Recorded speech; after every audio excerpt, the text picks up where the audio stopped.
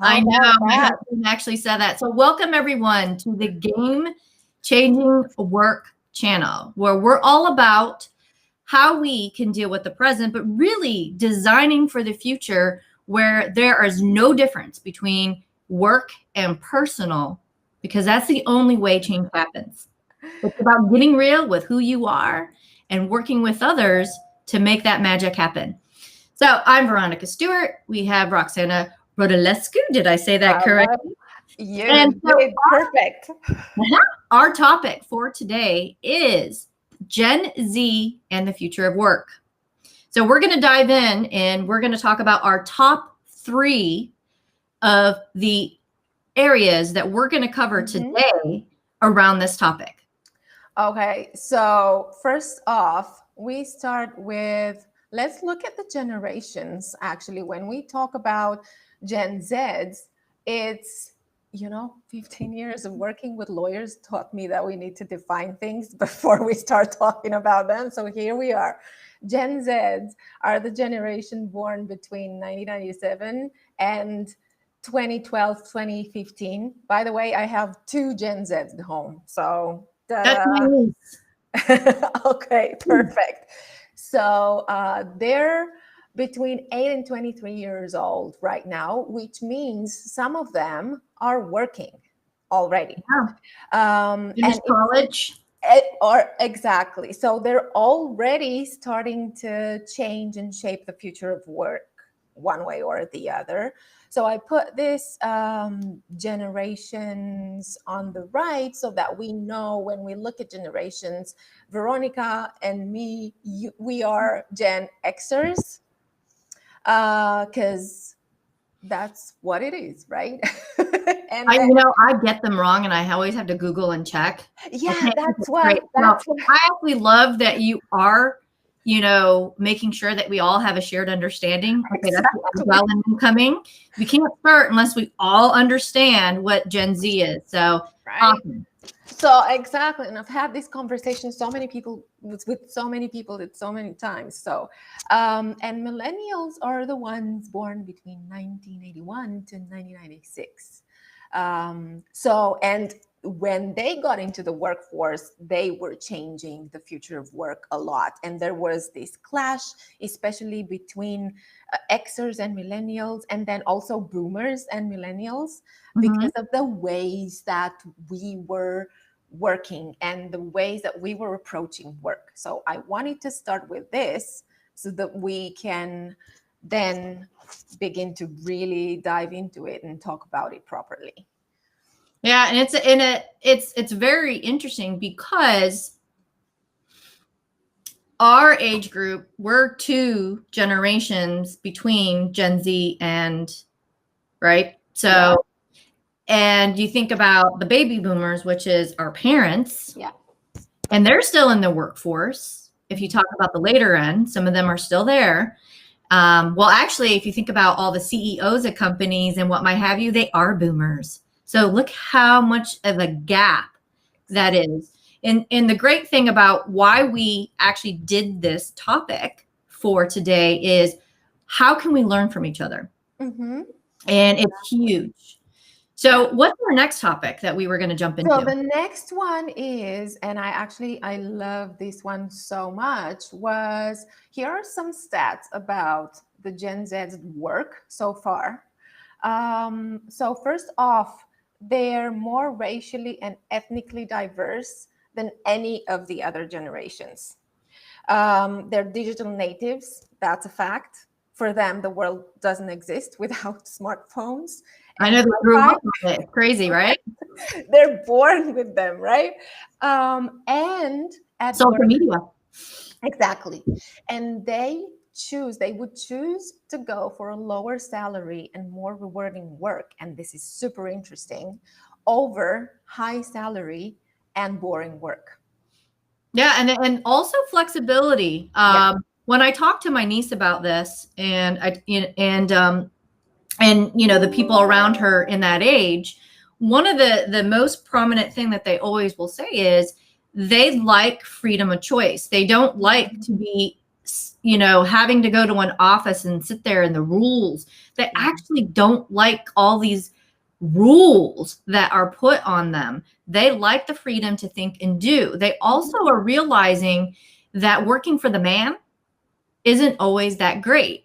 These are people that are starting to get really savvy and realize that why would I want to work for the man when I only will make so much money?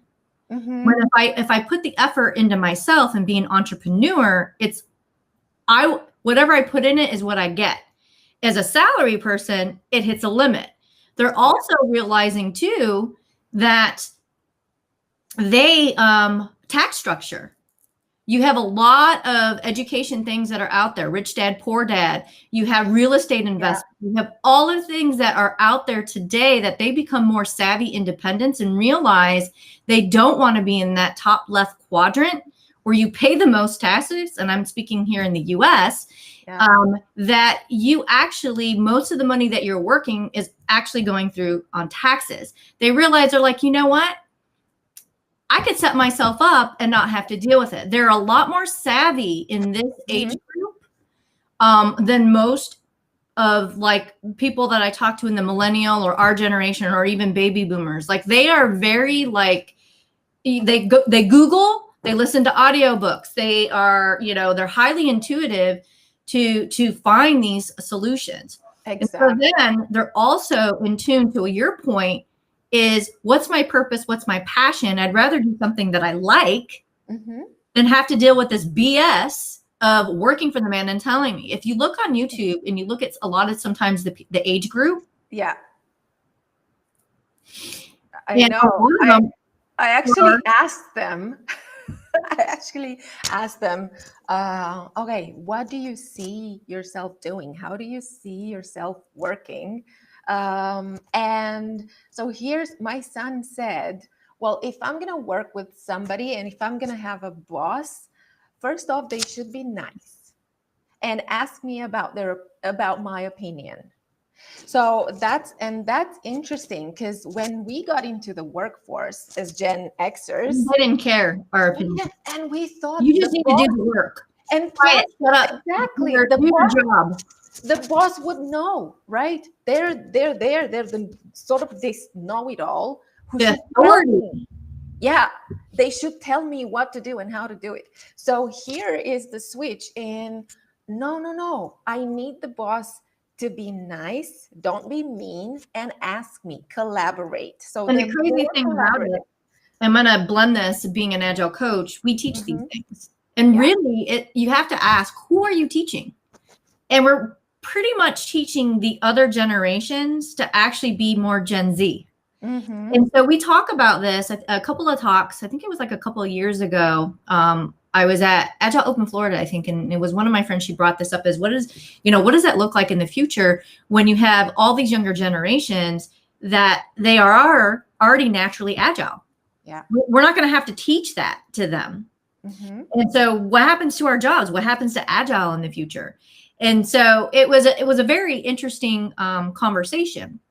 Now, as I always talk about and meet with empowerment, everyone, before we even got on the show, was everyone comes with their own insecurities and baggage. Gen Z is not necessarily like there's nothing wrong. So don't misconstrue what we're saying. But what we are saying is their needs and what they need and what they believe in is extremely different than what a lot of these larger corporations and how they're running today. And if they are having to start to get, the workforce and start thinking about their talent strategies, they're never going to attract these individuals, these bright young minds and people, if they don't start thinking about what they actually care about and how they're making a selection in a company. Exactly. Because what they also care about, here it is, it's give more opportunities to people in need. That came from my 13-year-old. And so they're about the ecosystem and actually doing something good for the world. And we're going to talk about it in the third point that we're making today. And just be happy with where I'm working and how I do my job. That's it. ecosystem. So I want more people to feel included and to feel that they care. And also, I want to be happy.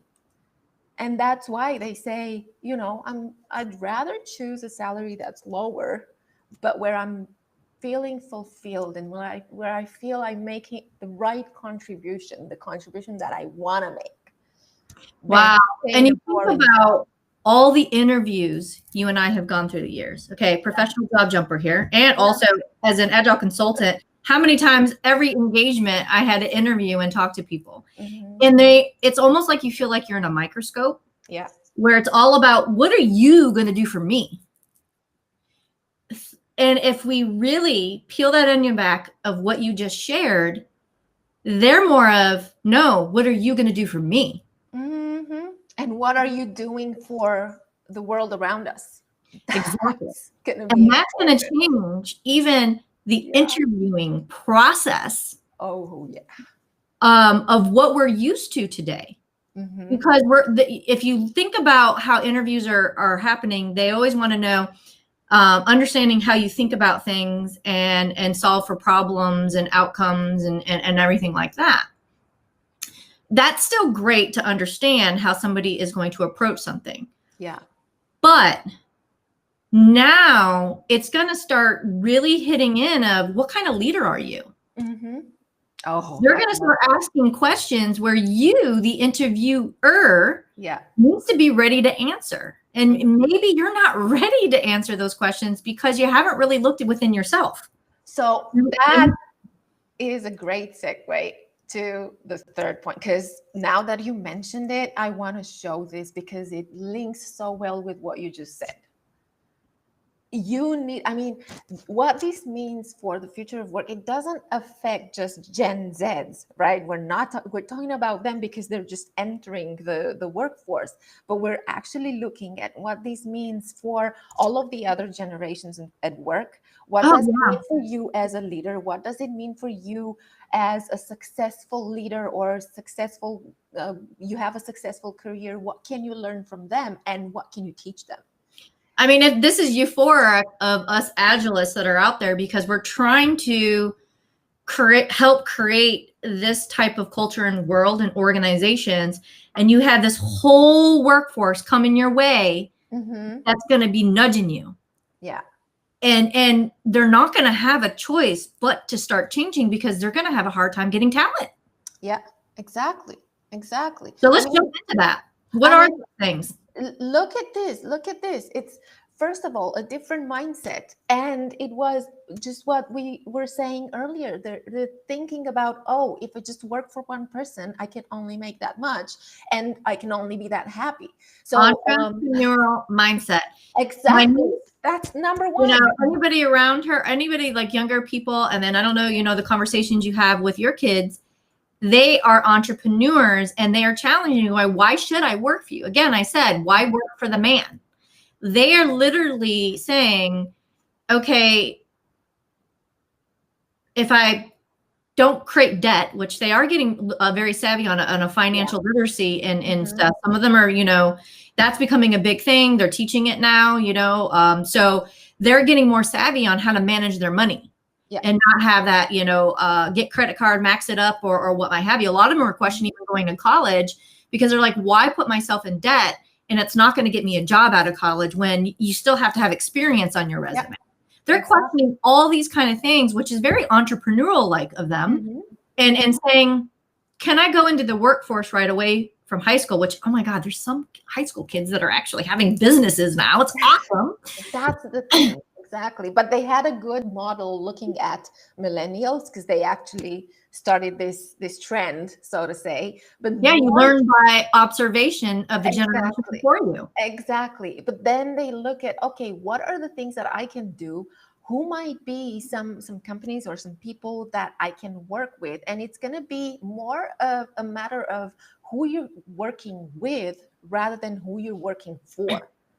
Exactly. You work with different organizations, different people you have, like you have different clients, right? I mean, and if you look at all of these 5 points, those are that are in the Agile community and what we actually are trying to do and help out there, these are things they're already looking for. Exactly. Yeah. So that need is going to start to go away when they start to come on and the generations start to get out of the workforce.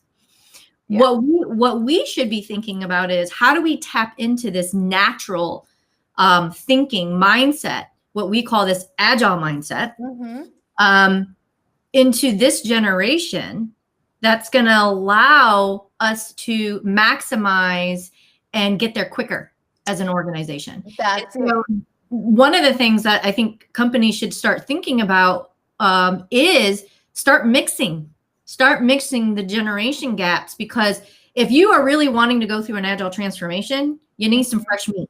Exactly. And this is why I love to put in and help organizations implement and create and implement mentoring and coaching programs.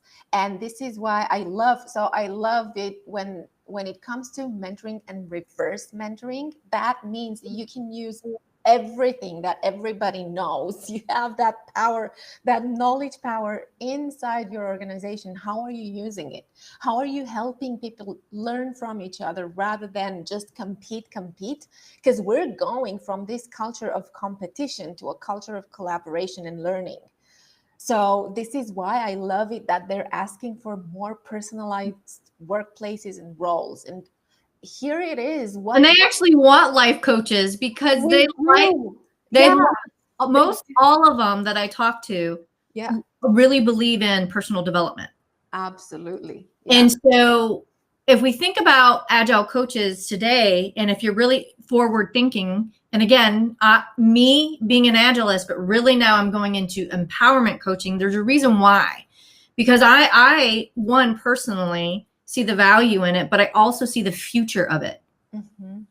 Empowerment coaching isn't necessarily, or life coaching, success coaching isn't ever going to go away, because this generation wants that.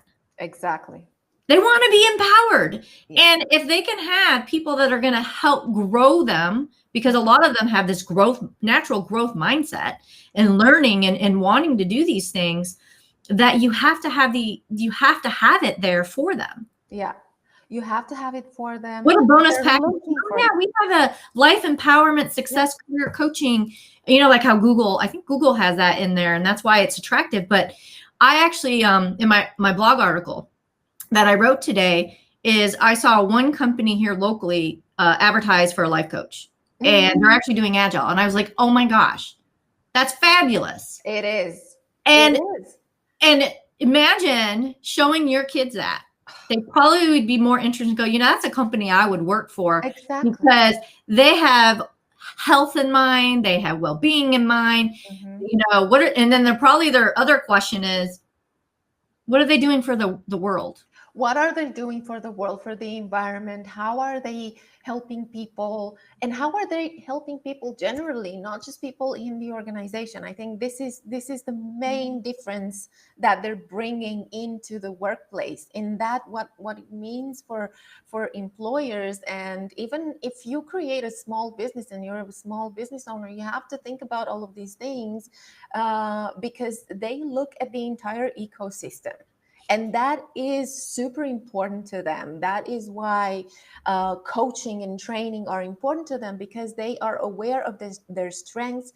They're aware of what they want to learn from a young age. They care about their passion. They do care about their passion. Exactly. My daughter was telling me I need to learn more time management skills. I wasn't thinking about my time management skills when I was 13. I know. I was thinking that I need to get better at it, and I need better time management skills, and use that exact phrase.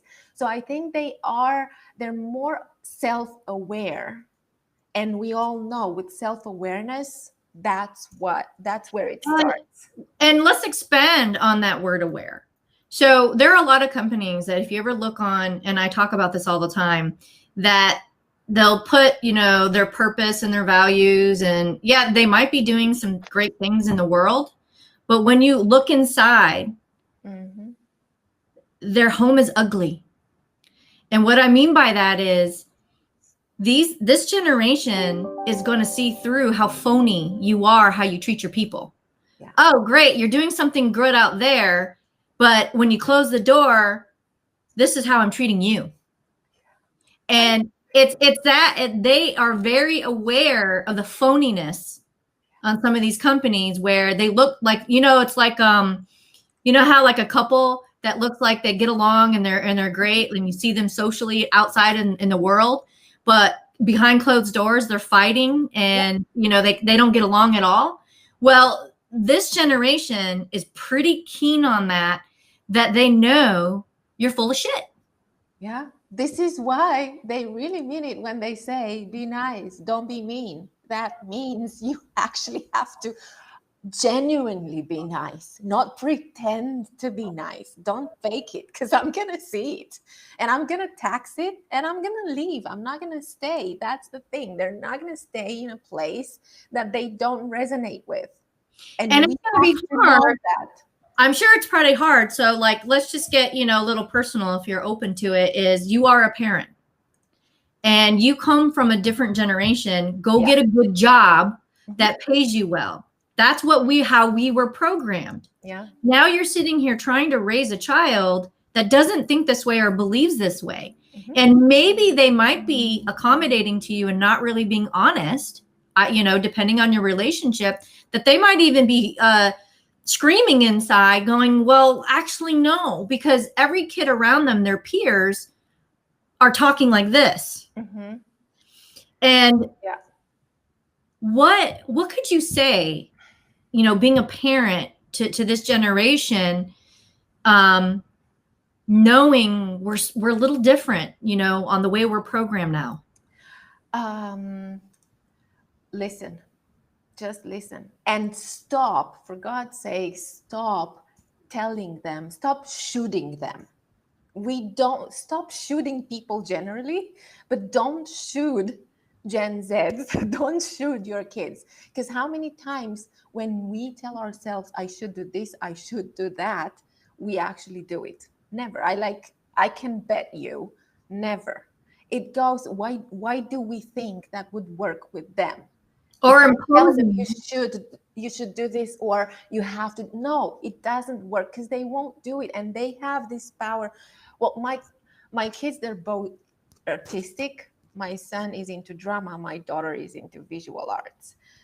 So for me, I'm not an artist. My husband is not an artist. We were looking for, real jobs, as we like to call them. And then you have two artistic kids who don't care about your definition of a real job, because a real job to them is, what can I do? What am I passionate about? What would I like to do? Where do I see my contribution going? And then they're going to choose that. And the worst thing that you can do, because I actually have personally been through it and getting coached, and the people that I coach and I talk to, when it comes to expectations and the insecurities that start to go around, starts when parenting. Now, I might not have kids, but I dealt with them as a teacher. I got the brunt end of it, right? Or even what I deal with as an adult, as an agile coach. Yeah. So I can say from my experience, I dealt with the result of it.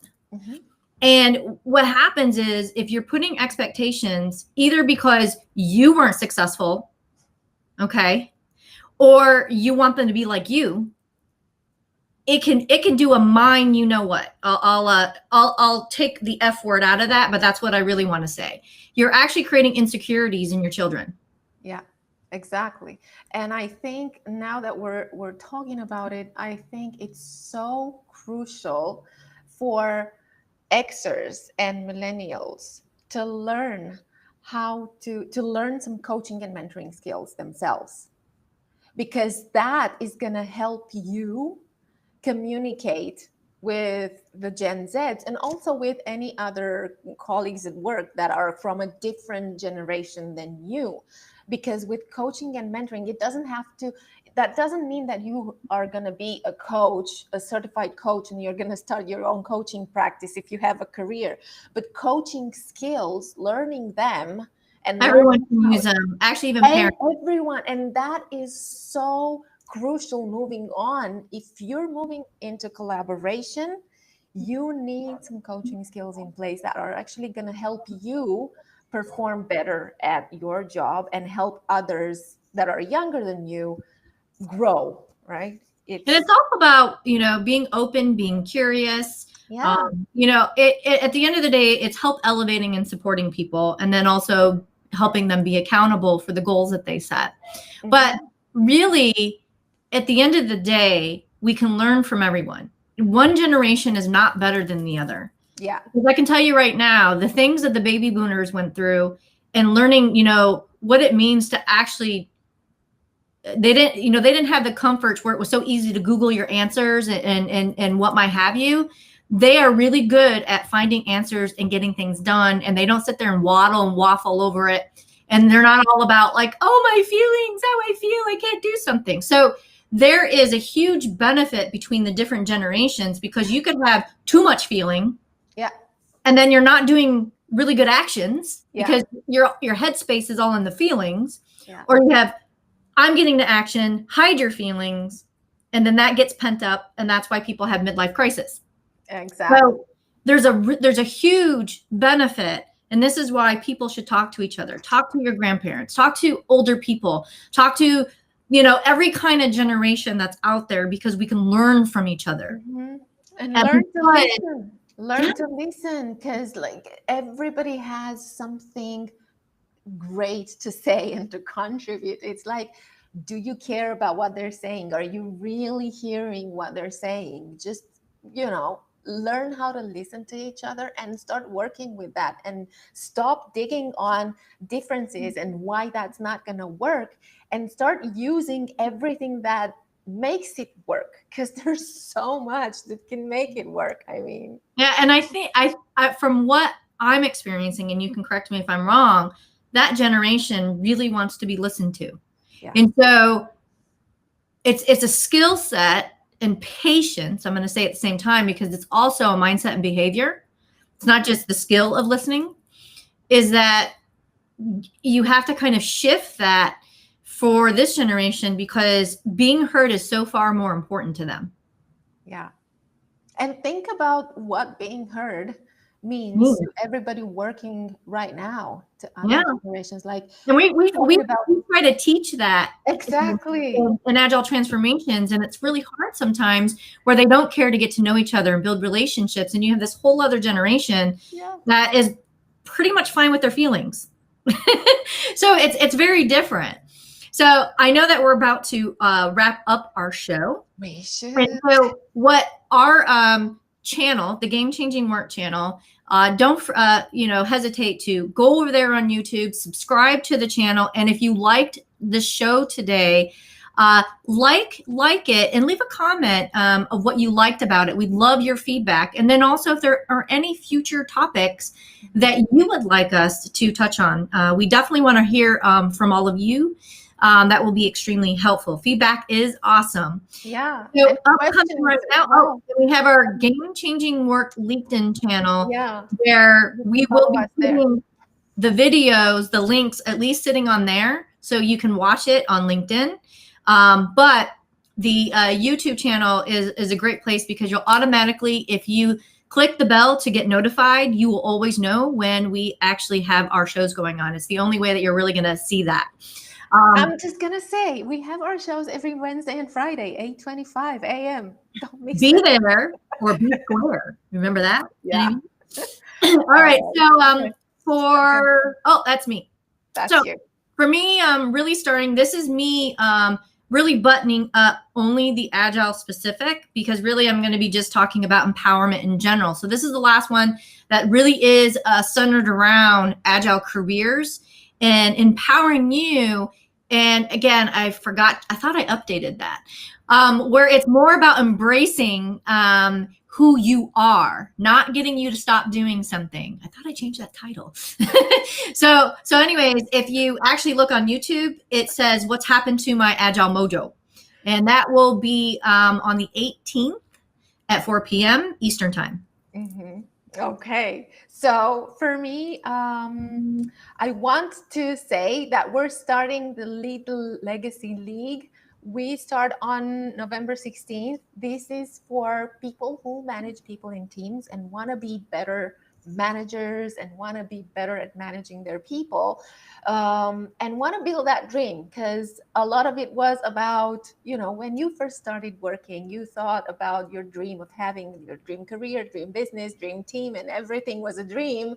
Don't let it turn into a nightmare. So if you want to find out more about the Join the Legacy League, you can message me. I'm happy to send you more details, and we can take the conversation from there. We have a super special offer by 16 November. So hurry and talk to me. Let me know what questions you have, and I'm gonna answer.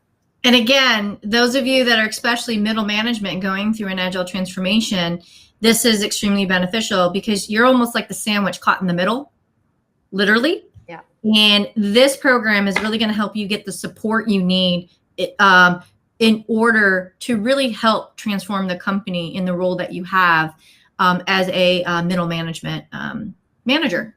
Yeah, thank you for this promotion, my dear Veronica promoter. Well, thank you all for joining us. Have a wonderful Friday and weekend, and we will see you on Wednesday, which we are covering. What is our topic for Wednesday? You always ask me that. I haven't got. So here's the thing. I always post the week's worth of videos on YouTube. So this is why I highly encourage subscribe to our channel, and you will always know what videos we have. All right. And don't forget, today is World Kindness Day. So don't forget to celebrate that with kindness, because it's the 13th. That's why I have my love t-shirt on. Oh, I should have had something.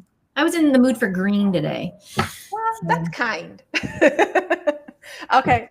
So have a happy Friday, happy weekend. See you next week. Bye-bye.